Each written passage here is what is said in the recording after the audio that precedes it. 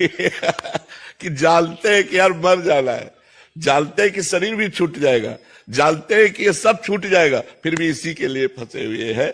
एक प्रसंग आता है मार्कंडेय पुराण में कि एक व्यापारी, उसका सब कुछ परिवार वालों ने लूट लिया, छीन लिया और उसको पीट करके घर से भगा दिया।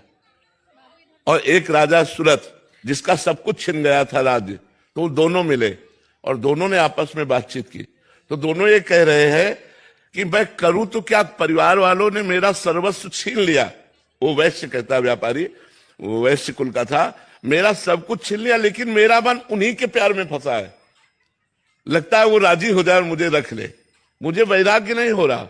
उस राजा ने कहा मेरा सब कुछ छिन गया है, फिर भी मैं राज्य चाहता हूं, अब क्या करूं।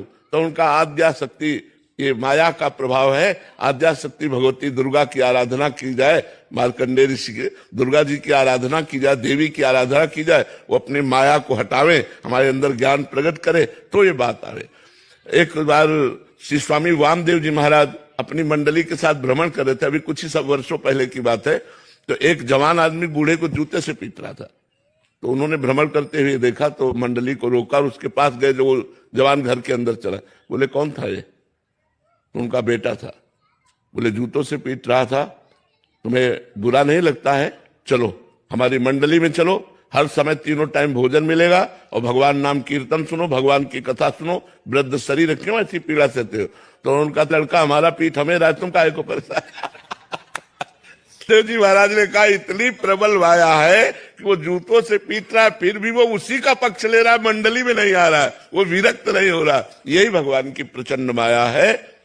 हम जानते हैं कि हमारा जीवन व्यर्थ जा रहा है। हम सच्चिदानंद भगवान की प्राप्ति के लिए मानव जीवन प्राप्त किया, गर्भ में भगवान से वादा करके आए हैं कि हम जब माँ के गर्भ से निकलेंगे तो ऐसा भजन करेंगे कि दोबारा माँ के गर्भ में ना जाना पड़े। लेकिन वो सब बातें हम भूल गए, गर्भ की भी बात भूल गए। इसी जन्म में हम 9 महीने गर्भ में रहे, कितना कष्ट रहा, हमको कोई ज्ञान नहीं है, पर हम ऐसा फंसते चले गए। अब देखो निकलने की कोशिश करो तो निकल नहीं सकते, और कोई हमें बांधे नहीं है, हम ही बंधे हुए हैं। पत्नी का मोह, पुत्र का मोह, पुत्री का मोह, मकान का मोह, परिवार का मोह, रिश्ते नाते का मोह, बैंक बैलेंस का मोह, और ये सब एक सेकंड में छूट जाने वाला है।